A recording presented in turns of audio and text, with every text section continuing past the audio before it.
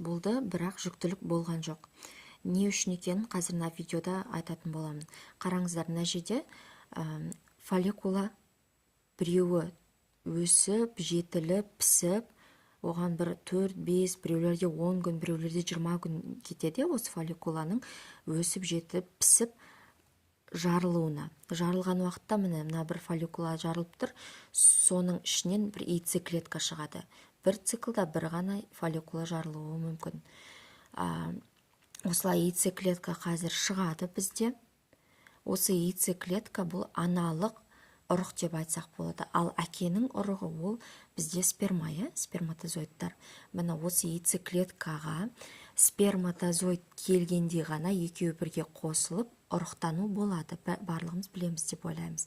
Енді қараңыздар, неге жыныстық қатынас болса да сперма келіп тұр деп айтайық, бірақ сізде жүктілік болмай қалды.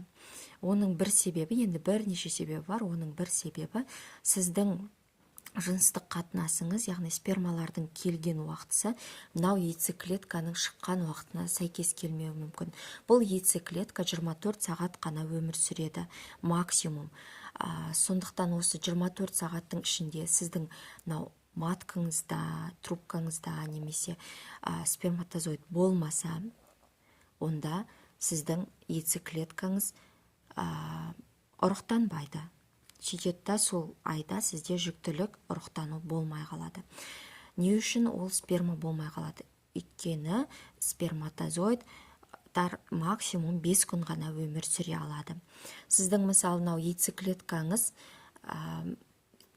15-ші күні жарылды деп айтайық, сөйтіп жарылып яйцеклеткаңыз шықты. Ал сіздің половой актыңыз 5-ші күні болды, тек арада 10 күн өтіп кетті.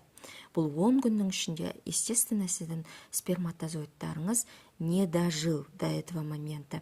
Если у вас с 5-го дня 15-ші күнге дейін, яйцеклетка шыққан күнге дейін басқа жыныстық қатынас болмаса, онда сперматозоидтар жоқ деген сөз. Өйткені 5 күні шыққан сперматозоидтар ол 5 күннен кейін өліп қалды, 10 күні өліп қалды, ал мынау яйцеклеткаңыз тек қана 15 күні шығып тұр.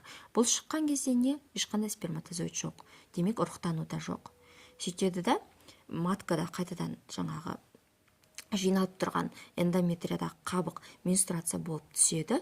Сосын менструацияңыз келіп, кейін қайтадан мына жақтан келесі бір фолликула өсе бастайды, өсіп, келесі цикл қайтадан жалғасады.